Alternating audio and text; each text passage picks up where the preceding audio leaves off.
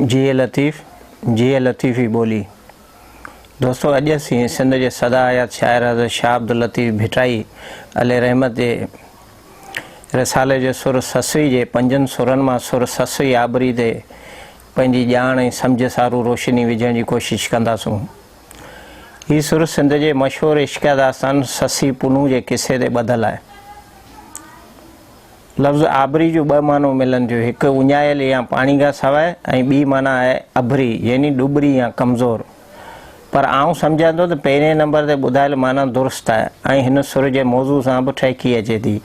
जेकॾहिं कहाणी ते नज़र विझूं था ऐं सुर जी अंदरूनी उपचार करियूं था त ससुई खे सफ़र दौरान उञ सताए थी ऐं पाणी वठसि पा बि कोन हूंदो आहे जो पी उञ उजाए सघे। खेसि पाणी जी तलाश बि हुई। अहिड़े अणांगे सफ़र में जिते जबलनि जी तपिश, धरती जी कोसाण, सिज जो ताव, गरम हवा, लट झोला हुजनि, उते ई उन महिल जे सफ़र कंदे पाणी न हुजे त तव्हां ख़ुदि सोचो ऐं सम्झो त उन माण्हू सां कहिड़ी हालत हूंदी। उञ विघे उन सां कहिड़ी हालत थी हूंदी। परी सूरनि जी सतायल ऐं ॾेरनि जी ॾुखायल पाणी खां सवाइ पंधु पे वई, साब वरी पेरनि उघाड़ी। हिन सुर जा बैत पढ़ी अखियुनि में आब अचो वञे ऐं दिलि बेताब थियो वञे, लिंग कांडार जो वञनि ऐं औरत जी अहिड़ी बहादुरी ॾिसी दिलि दाद ॾियण खां सवाइ रही नथी सघे।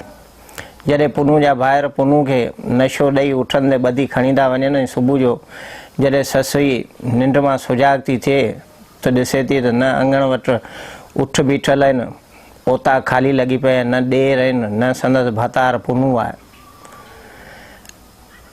उन खां पोइ संदसि सहेलियुनि ऐं सर्तियुनि खे सॼी इहा रोइदात ॿुधाए थी ऐं चवे थी त जिन ॾेरनि खे मूं आदर ॾिनो उहे मूंसां धोखो करे मुंहिंजे वर खे पाण सां उठनि ते चाढ़े वठी विया। संदसि मन में का खोट हुई तॾहिं त ईअं कयऊं। बेहतायत धुरिया ऐं धारिया मिट मुईजा न थिया, मधी ॾेरनि मन में आउं खिलियो खीकारियां, सुबुह थी सारियां त उठ न ओता कुन में। मतिलबु जॾहिं सुबुह जो खे सार थिए थी तॾहिं ॾिसे थी त उन भेणी ते न उठनि न ॾेर आहिनि। दोस्तों हिन नाले सां मौसीक़ी मशहूरु किताबनि में कंहिं बि राग या रागड़ी जो ज़िक्र नथो मिले। जीअं त शाह जो समूरो कलाम ॻाइबो आहे तीअं हीउ सुर बि दंबूरी तार ते ॻायो वञे थो ऐं पाणी खां सवाइ रणपट जे राग तौरु मशहूरु आहे ऐं सिंध जे अवामी किसे या कहाणी जा वरितल आहे। जॾहिं पुनू जा ॿाहिरि पुनू खे नशो ॾेई धोखे सां खणींदा वञनि ऐं सुबुह जो ससुई जी अखि खुले थी त उनखे ख़बर पए थी त ॾेरनि धोखो करे पुनू खे पाण सां गॾु वठी विया आहिनि ऐं सर्तियुनि खे इहा समूरी हक़ीक़त ॿुधाए थी ऐं चवे थी त हाणे वञा थी, हाणे बंबोर में वेही छा कंदसि, हाणे मुंहिंजो हिते छा आहे। सहेलियूं जॾियूं खेसि घणो ई झलीनि थियूं ऐं सम्झाइनि थियूं त तूं न वञ ऐं चवनि थियूं त पंधु अणांगो आहे, तुंहिंजो घस ॾिठल बि कोन्हे। पर ससुई साणनि मुखातिब थी कुझु हिन रीति चई निकिरी थी पवे त कुले फाटल कंजरो मथो उघाड़ो, मुंहिंजो कुॼाड़ो भेनर हिन बंबोर में। कुझु सहेलियूं ऐं सर्तियूं थोरे पंध ताईं त साणसि गॾु बि हलनि थियूं, पर हीअ उन्हनि खे चवे थी त आई सभु मोटी वञो ऐं मूंखे ख़बर आहे त मां का बि मूंसां कोन हलंदी, छो त तव्हां पंहिंजे वरनि यानी घर वारनि सां गॾु वेठियूं आहियो, तंहिं करे मूंखे खोटी या हलाक न करियो। वञो सभु मोटी आईं जे वरनि वारियूं, वञो सभु मोटी आईं जे वरनि वारियूं, कान हल्दी केच ॾे करियो म खोटी, कढियमि काछोटी विधमि जोग जतन लाइ। हिन सुर में बंबोर खां निकिरी केच ॾांहुं करण महिल वाट में सफ़र दौरान ससुई खे जेके बि शुरूआती औखायूं तकलीफ़ूं दरपेश अचनि थियूं ऐं राह में जेके रुकावटूं पेश अचनि थियूं तिन जो ज़िक्र अस्कार कयल आहे। जीअं पाणी जी कमी, अणाठ, उञ, तांग, सिक, दर्द, फिराक, सूर, सहप, जबल या आॾ तिरछा रस्ता ऐं पेचरा, मिरूं, नांग, बलाऊं, अटक, रंडक, हिजाब, विंदर, वणकार, लुक, लखियूं, लुक, जबल, पहाड़, टकर, तपिश, ताव, बाह, पेरनि जो सड़ण ऐं जलण, पेरनि में पुरकणा पवण, पेरनि में सीरूं पवण। मतिलबु त हिन अणांगे ऐं औखे सफ़र में खेसि जेके आफ़तूं ऐं मुसीबतूं साम्हूं अचनि थियूं तिन जो सारो मंज़र ऐं नज़ारो हिन सुर में चिटियो वियो आहे। ऐं अहिड़ी मंज़रकशी कई वई आहे, अहिड़ा चिट चिटिया विया आहिनि, माण्हू खे ईअं थो लॻे ॼण त सॼो मंज़र माण्हू उते बीह पंहिंजी अखियुनि सां ॾिसी रहियो हुजे। पंधु कंदे कंदे संदसि रेशम जहिड़ा कोहरा पेर जॾहिं ततल ऐं गरम जबल मथे रखे थी त पेर फाटियो पवनि। बिल्कुलु ईअं जी गरमाइश ते फुला तरबा आहिनि ऐं अंगारनि ते संगनि जा कचा दाणा फाटंदा आहिनि। इन दिलि ॾारींदड़ मंज़र खे कीअं बयानु कजे। हिकु औरत ॿियो अकेली ससुई खे सलाम आहे, जेका सरासर जिदोजहद जो हिकु आला मिसाल आहे। जेके चवनि था त औरत कमज़ोर आहे ऐं डिॼड़ी आहे, तिन खे ससुई मां सबक़ु पिराइणु घुरिजे। मिठाई अल रहमत फरमाए थो त पेर पटाए कुंवरा डूंगर मथे ॾे, फटिया फण फ़क़ीर जा सिरूं थियड़ा से, जहिड़े तहिड़े हाल से पूरी पुनो ॾे, वञी मन वरे बानी बंधड़ जंहिंसे। हिन सुर में जेके बैत वायूं ऐं दस्तान आहिनि, तिन में ससुई बंबोर खां निकिरी पुनू जे पोयां जेका वाट वठी पंध ऐं पेचरा ऐं सफ़र कया आहिनि, उन समूरे सफ़र दौरान जेके बि उन सां वयो वापरियो ऐं जेका बि रोइदाद थी आहे, पेचरे ते पुरंदे जेके बि शयूं मंज़र ॻाल्हियूं संदसि आॾो ई साम्हूं आयूं आहिनि, तिन खे हिन सुर में ॻाए ॿुधायो वियो आहे। हिकु आशिक़ औरत जेका पंहिंजी माशूक़ी तलाश में जेके अकूबतूं बर्दाश्त कयूं आहिनि, ऐं हिकु औरत जी हिमत, बुर्दबारी, बहादुरी, सचाई खे बेतन ऐं वायनि जे रूप में अहिड़ो ज़ाहिरी ऐं तमसीली रंग में पेश कयो वियो आहे जो माण्हू हैरान थियो वञे। हिन सुर जो ख़ुलासो हीअ आहे त इंसान खे जदोजहद खां मुंहुं न मोड़णु घुरिजे ऐं उन सच जी वाट ते हलंदे जे पर्बत पहाड़नि जेतिरियूं रुकावटूं खणी साम्हूं छो न अचनि, पर उन्हनि जी परवाह न कंदे हर हाल में अॻिते वधणु घुरिजे ऐं जुस्तजू जो दामन न छॾणु घुरिजे। कामयाबी ऐं सोभ बि उन्हनि खे ई मिलंदी आहे जेके लॻातार ऐं मुसलसल कोशिशि कंदा रहंदा आहिनि।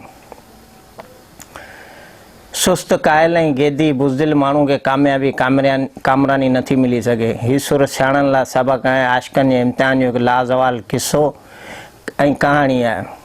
हिन में मजाज़ी इश्क जूं ॻाल्हियूं बि आहिनि त हक़ीक़ी इश्क जो हिकु उम्दा मिसाल बि मौजूदु आहे ऐं सच जी वाट ते हलण जा सुनहरी मिसाल पेश कया विया आहिनि ऐं हिकु ॾाहप जो ॾस बि आहे त हिकु सफ़र जो सुनहरी मिसाल बि आहे। सम्झायो वियो आहे त कंहिं बि मंज़िल ते वञणु या पंधु करण खां पहिरीं सोचे क़दम खणिजे ऐं ज़रूरी उपाउ हिकमत ऐं दानाई खां बि कमु वठिजे। ऐं इहो बि ॾेखारियो वियो आहे, ॿुधायो वियो आहे त जिन खे इश्क जी चोट लॻंदी आहे से उहे शयूं कोन ॾिसंदा आहिनि ऐं तवकल जो तुरो ॿधी निकिरी पवंदा आहिनि। ससुई पंहिंजे पुनल लाइ जीअरे ते मिलण जा जतन कया, पर मोए पुॼाणा बि पुनल पे पुकारियो ऐं मरण खां पोइ पंहिंजी हसरत जो इज़हार कुझु हिन रीति पे कयाई जी भिटाई अल रहमत जिन फरमायो आहे, बेहतर मुनकर ऐं नकीर खे जॾहिं ॾिठाई अॻियां उथी उनजे पुनू पुछाई त अदा इताईं को वियो साथ सॼण जो। अमर खे आॾो फिरणु माना तक़दीर जे लिखे या बख़्त ऐं नसीब खे बदिलाइणु या फेराइणु मुश्किल ऐं कठिन कमु आहे। जेको नसीब में लिखियो हूंदो उहो अवश्य थींदो, उनखे पुठी छा ॾिबी। भिटाई अल रहमत फरमाए थो त छाजे ॾिंगा ॾेर मुंहिंजो ॾींहुं ॾिंगो म थिए, उठनि ओठियड़नि जो छा वहिणू वेर, ही कमीणी केर जा अमर खे आॾो फिरे। हिन सुर में जेका मंज़र निगारी ऐं तस्वीर कशी कयल आहे ऐं बेतन में जेके इशारा ऐं किनाया ॾिनल आहिनि ऐं जेको तमसीली रंग रचियल आहे तंहिंजो छा मिसाल ॾिजे। जीअं बैत आहे त वॾा वणकार जा जित नांग सुॼनि नीला, उते अब्दुल लतीफ़ जे कया हिकलिन हीला, जित कुड़म न कबीला उत रहबर रस जी राह में। या वरी बहितर वॾा वणकार जा जित जाऊ जमर जर, कोसा तपन ककरा बि धमधम तपे धर, वेचारी ॾे वर पेरन लहे पिणीअ जो। हिननि बेतनि में ॾिसो जाऊ जमर जर इहे जबलनि जा नाला आहिनि ऐं पहाड़नि जा क़िस्म आहिनि। जॾहिं ससुई सफ़र में पंहिंजो पुनू जा पेर खणी होॾां वञे थी त इहे जबल संदसि साम्हूं अचनि था ऐं धरती जेका आहे सा टामी लॻी पई आहे, तपिश आहे, बाहि आहे ऐं संदसि पेर नरम सड़ियो वञे। भिटाई अली रहमत ससुई खे सम्झाए रहियो आहे त पिरीअ खे पेरनि सां पंधु करे छा कंदे, पंधु करण सां पिरी कोन मिलंदो, तंहिं करे पेरनि वारो पंधु विसारे हीअं सां हल त पुनू मिलंदई। बाक़ी कासदनि वारी कार करण, न्यापनि ऐं पैगाबनि वारे कम सां केच रसी कोन सघिबो। बहितर हल हीअं से होत ॾे पहिरें पंधु विसार, कासदाणी कार कीन रसाए केच खे। या वरी चवे थो त हीअं सां होत ॾे हल ऐं सिसी साण न खणी हल। जिन चयो त आऊं आहियां से पुनू कोन पसंदियूं ऐं औरत ई रहिजी वेंदियूं। हल हीअं से होत ॾे सिसी खणम साण, जनी भायो पाण से आराणिया ओरे थियूं।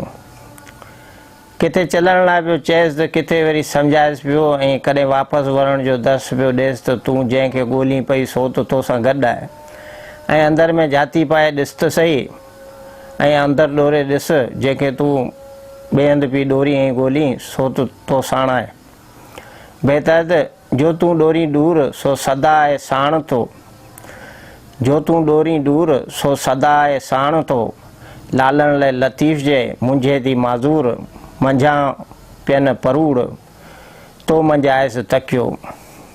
या वरी हीअ बैत ॿुधो, ॼण समूरो नज़ारो माण्हू उते बीह ॾिसी रहियो हुजे ऐं ईअं पियो महसूसु थिए त हिकु जबल या ट्रकर जी शिकल ईअं पई लॻे ॼण को हेबतनाक हाथी ऐं डिॼारंदड़ का आफ़त बीठी साम्हूं हुजे। ससु चवे थी त जे मूं वटि कोॾर या काती हुजे त जबल टुकिया ऐं टांके छॾियां। कोॾर न काती जंहिंसां ट्रकर टांकिया, जेको जबल लंघिया सो हेबत जो हाथी, पिरनि जा पाती सा जड़ जेरे न लहे। दोस्तो, आख़िर में असीं पंहिंजी गुफ़्तगू शाह जे हिन बैत ते था ख़तमु करियूं। शाह अली रहमत हिकु समुंड आहे, उन हर हिकु बैत में हर हिकु इस्तेमालु थियल लफ़्ज़ हिकु मौज़ू वांगुरु आहे ऐं हिकु उनवान वांगुरु आहे। हिकु बैत जी माना, उन तशरी, उन जो मतिलबु सम्झाइण ऐं भिटाई साहिब जे समूरे रिसाले खे ते ॻाल्हाइण लाइ त रातियुनि जूं रातियूं खपनि ऐं हीअ हयाती त तमामु थोरी आहे, कई हयातियूं घुरिजनि। आख़िर में हिन बैत ते था ख़तमु करियूं त वेठे वरनि न पवनि, सुते मिलनि न सुपरी, जे मथे रंधनि रोन साॼण मिले तिन खे। दोस्तो, हीअ सुर ससुई आबरी वरी बि को नओं उनवान या मौज़ू खणी तव्हांजे अॻियां हाज़िर थिबो। तेसि ताईं इजाज़त ॾियो। यार ज़िंदा सोहबत बाक़ी। ऐं जेकॾहिं असांजी वीडियो तव्हांखे पसंदि अचे त सब्सक्राइब करे छॾियो, लाइक करे छॾियो ऐं बेल आइकन खे दॿाए छॾिजो। महिरबानी।